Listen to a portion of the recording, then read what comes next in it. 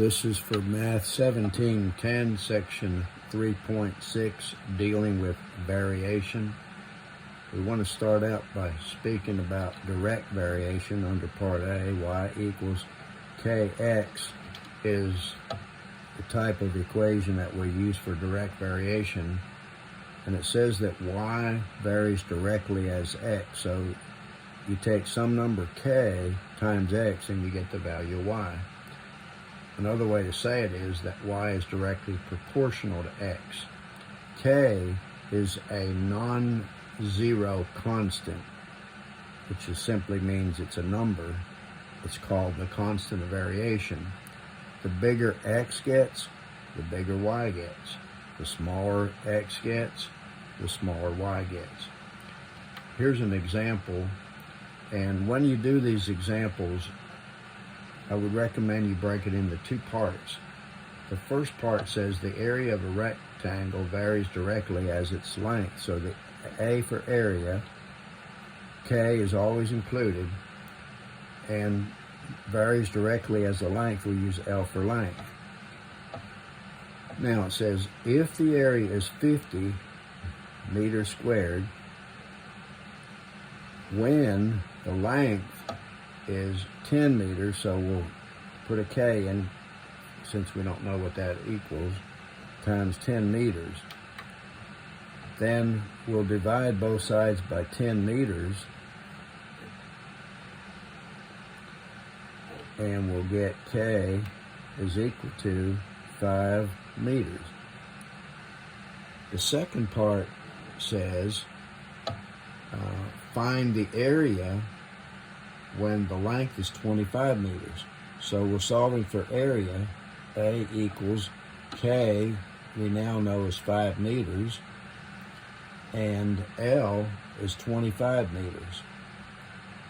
So all we do is multiply these two together and we get the area to be 125 meters squared.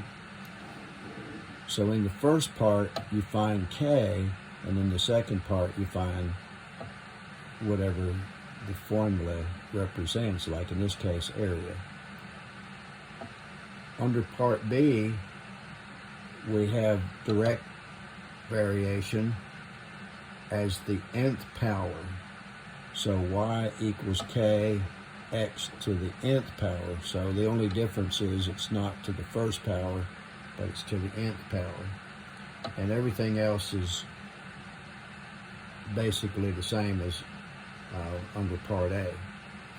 Under Part C, we have what we call inverse variation, where k is divided by some power of x.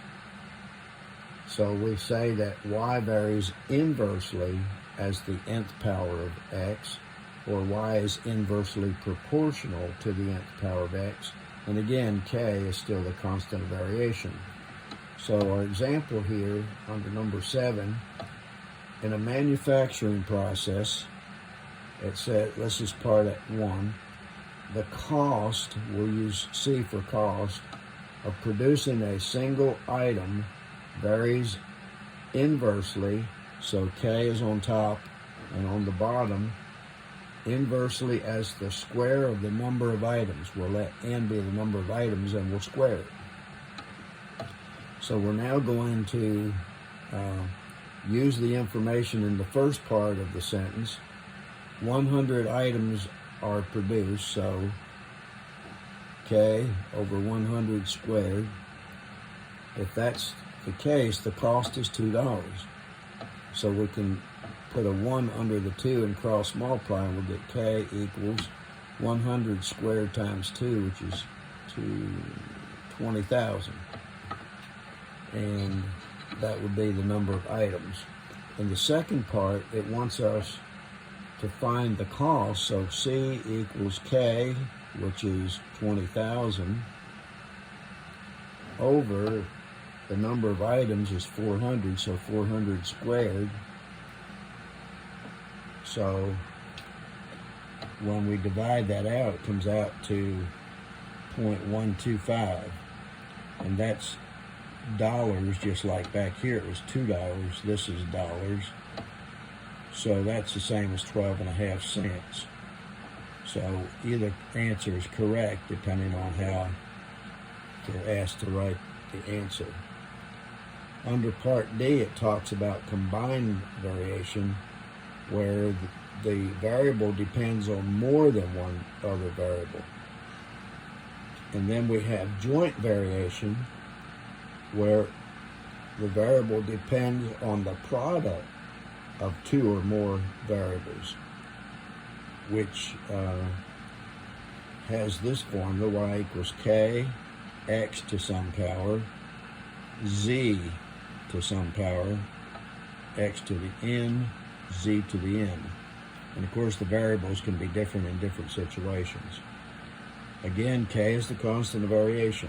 In this example here, number 4, the area of a triangle, so we use A for area, varies jointly, and of course we'll put k in here, as the lengths of the base and the height. So we use B for base and H for height.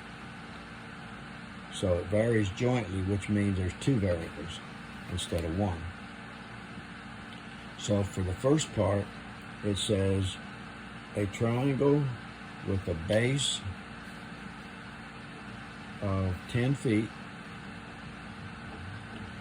and a height of 4 feet has an area of 20 feet squared. So we're just going to divide both sides by 40, because 10 times 4 is 40. Divide both sides by 40. These cross off, and k will equal 20 divided by 40, which is 1/2 feet, or foot, a half a foot.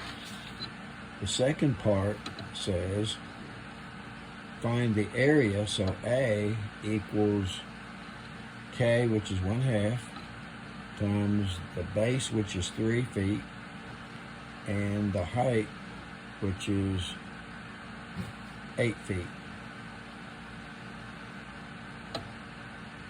Now back here, I really should not have included feet, because here I have feet times feet, which is feet squared, and over here is feet squared, so the feet squareds cancel. But anyway, I would take half of the even number, which is 4, times 3, which is 12. So that's 12 feet squared is the area. On page 42, we have one other example of combined variation. It says the number of vibrations per second, which is called the pitch. So we'll call that P for pitch, of a steel guitar string varies directly, so K, as the square root of the tension. So square root of the T for tension. And inversely, which means we put that on the bottom as the length of the string, we'll call that L. So on the first part, it says if the number of vibrations per second is 50, so 50 equals K. The tension is 225, so we take the square root of that. And the length of the string is 0.60 meters. And we'll look at this, we'll cross multiply by putting 50 over 1. The square root of 225 is 15, by the way. So that's 15K equals 50 times 0.60. And K will come out to be 2 if you divide both sides by 15. In the second part, it says find the number of vibrations, so we're finding P when K is 2. The tension is 196, and the length of the string is 0.65. The square root of 196 is 14, so 2 times 14 divided by 0.65 turns out to be 43, and that's vibrations per second. All right, this is a short section. That's the end of this section. And of course, you'll do your homework on Pearson website. Thank you.